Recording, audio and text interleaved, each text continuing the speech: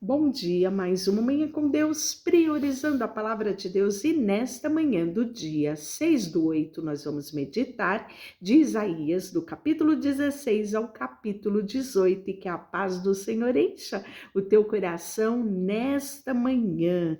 Então, capítulo 16, Deus continua falando, né, aqui sobre a grande aflição que vai vir sobre os moabitas, né? A grande aflição que eles vão passar.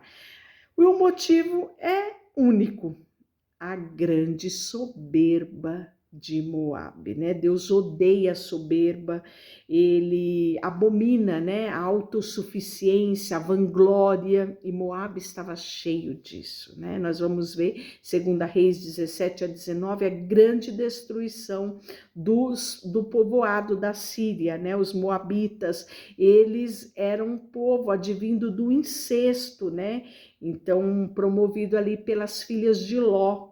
Então, Ló era sobrinho de Abraão. Então, olha que panorama. Enquanto Abraão recebeu a bênção, né, de que através dele seria bendita todas as famílias da terra. Ao invés disso, Ló, que foi para Sodoma e Gomorra, né, quando se apartou, né, de Abraão, recebeu uma maldição sobre a sua geração. Ao fugir, né, Deus ainda veio em favor de Ló para retirar ele e a família dele da destruição de Sodoma e Gomorra. Sua esposa olha para trás, vira uma estátua de sal e ele foge com as suas duas filhas. E as suas duas filhas deitam-se com o próprio pai para suscitar uma herança, né? Suscitar descendência. É daí que vem os moabitas, né? Então, isso é só para você ter uma ideia de quem era esse povo.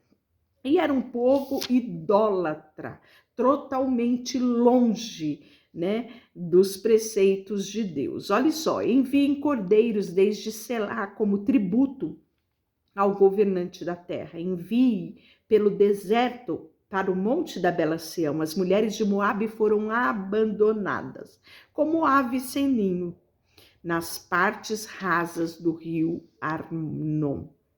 Ajude-nos, elas clamam. Defenda-nos como uma sombra ao meio-dia. Protejam os fugitivos. Não nos traiam agora que escapamos. Deixe que o povo de Moabe more com vocês. Escondam nossos refugiados do inimigo até que passe o terror. Olha que realidade, não é? Quando a opressão e a destruição estiverem terminado, quando os invasores inimigos tiverem partido, Deus estabelecerá como rei um dos descendentes de Davi. Ele reinará com misericórdia e verdade, julgará sempre com imparcialidade, buscará fazer o que é justo. Ouvimos falar da arrogante Moabe, de seu orgulho, da sua altivez e a fúria, mas toda soberba desapareceu. Toda a terra de Moabe chora, sim, todos em Moabe lamentam, lembram dos bolos de passas, de ouvir Aresete, não resta um sequer. Destruição completa. Olha só: as plantações de Hesbrom estão abandonadas, os vinhedos de Sibma desertos, governantes das nações derrubaram Moabe. Essa bela videira, seus ramos se estendiam para o norte até a cidade de Jazar e se espalhavam para o leste até o deserto. Então ele está falando de toda a potência que era Moabe e está totalmente devastada. Ele fala que não há mais gritos de alegria por seus frutos de verão e pelas suas colheitas. Encerrou-se a alegria, acabou-se a celebração pelas colheitas, né? Não haverá mais cânticos nos vinhedos, gritos de exultação, ninguém mais pisará as uvas nos tanques de presar. Acabei com toda a alegria das suas colheitas. O clamor de meu coração por Moabe é como um lamento de uma harpa. Estou cheio de angústia. O povo de Moabe adotará em seus santuários idólatras, mas não mais adiantará. Clamarão aos seus deuses em seus templos, mas ninguém poderá salvá-los. O Senhor já havia anunciado essas coisas sobre Moabe no passado, agora, porém, o Senhor diz: dentro de 3 anos, contados cada dia, a glória de Moabe chegará ao fim. De sua grande população restarão poucos sobreviventes. E aí o capítulo 17, agora nós vamos falar sobre a destruição de um outro povo, da Síria, onde a capital era Damasco. Olha só, recebi esta mensagem acerca de Damasco. Vejam, cidade de Damasco desaparecerá. Ela se tornará um monte de ruínas. As cidades de Aroer ficarão desertas, né? Qual é o motivo dessa desolação, dessa ruína sobre Damasco, né? Síria, né? Aqui nós estamos falando de um país árabe. Por quê? Esqueceram-se de Deus. Então ele vai continuar o texto falando assim: as cidades fortificadas de Israel também serão destruídas e acabará o poder do reino de Damasco. Tudo o que restar da Síria terá o mesmo destino da glória de Israel, declara o Senhor dos Exércitos. Naquele dia, a glória de Israel perderá o seu brilho e o seu corpo robusto definhará. A terra toda parecerá um campo de cereais, depois que os ceifeiros colherem as espigas, ou seja, totalmente abandonado, né, sem recurso. Ficará desolada como os campos do vale de Refaim. Depois da colheita, restarão apenas um pouco do seu povo, como as azeitonas que sobra quando a árvore é sacudida. Apenas 2 ou 3 restam nos galhos mais altos. Quanto aos 4, 5 aqui e ali em seus ramos, declara o Senhor, Deus de Israel. Naquele dia, enfim, as pessoas olharão para o seu Criador e voltarão os olhos para o Santo de Israel. Que triste, não é? Esperam vir a destruição para se voltarem a Deus. Será que isso não acontece nos dias de hoje? Quantas pessoas esperam chegar ao fundo do poço para clamar por Deus, para pedir socorro, para se render, para se arrepender dos seus maus caminhos? Igualzinho foi naquela época, nós vemos nos dias de hoje, né? Pode ser que elas brotem no dia em que a puser na terra, pode ser que floresça na manhã em que se plantar, mas você jamais colherá delas uma uva sequer. Sua colheita será apenas tristeza e dor contínua. Esse é o cenário, né, que está relatado no capítulo 17 sobre Damasco, sobre a Síria.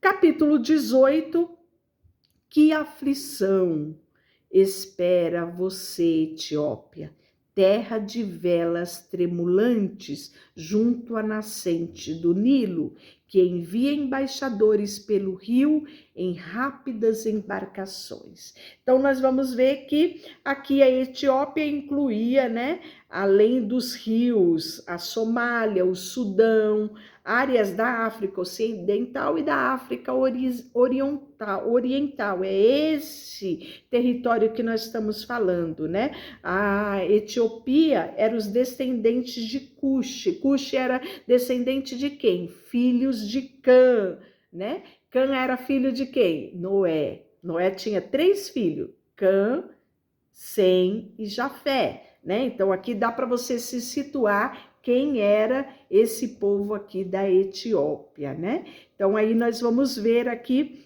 também a destruição, a aflição vindo sobre esse território. Pois o Senhor me disse, do lugar onde habito observei quieto, como sobe o calor no dia de verão, como forma o orvalho pela manhã durante a colheita, antes de começar a atacar, enquanto seus planos amadurecem como uva, o Senhor cortará os brotos com a podadeira, removerá os ramos que se espalha e os lançará fora. Seu exército poderoso será deixado morto nos campos, para os abutres dos montes e para os animais selvagens. Naquele tempo, o Senhor dos Exércitos receberá presentes dessa terra dividida por rios, deste povo alto de pele lisa, temido em toda parte pelas suas conquistas e destruição. Levarão presentes ao monte de Sião, onde habita o Senhor dos Exércitos. Essa região era uma região privilegiada, né? Então, nós vamos ver que ele fala como terra de velas tremulantes, né? Então, por conta ali do rio, ela era privilegiada, ela era cortada por rios, então havia muitos navegantes, né? E havia uma cultura, né, e uma riqueza muito grande neste lugar, o que tornava eles, né, um povo que com altivez, um povo autossuficiente, né? Então, nós vamos ver que essa terra aqui, né, conhecida pelas suas rápidas embarcações, também é uma das nações que vão ser abatidas conforme a profecia de Isaías, né? O juízo de Deus que começou lá no capítulo, nós começamos do capítulo 13 ao 15, começa aí esse relato aí, né? Avançando aqui até o capítulo 18 com a Etiópia. Deixa eu orar por você, Senhor, nesta manhã, colocamos diante de Ti o nosso coração. Deus nos ensina a termos um coração, sabe, contrito e quebrantado.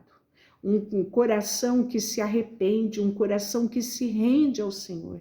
Não permita que cheguemos, Senhor, a situações de extremos, a situações, sabe, de destruição, mas que, Senhor, queremos aprender com este povo, reconhecermos o nosso erro, nos achegarmos a Ti, clamar pela Tua misericórdia, declararmos sempre, Senhor, a Tua soberania sobre tudo que temos e tudo sobre tudo que somos. Queremos reconhecer o Teu senhorio como Deus único e todo-poderoso. Obrigada por tudo que o Senhor já tem feito por nós. Colocamos tudo diante do Senhor, em nome de Jesus. Amém. Deus te abençoe.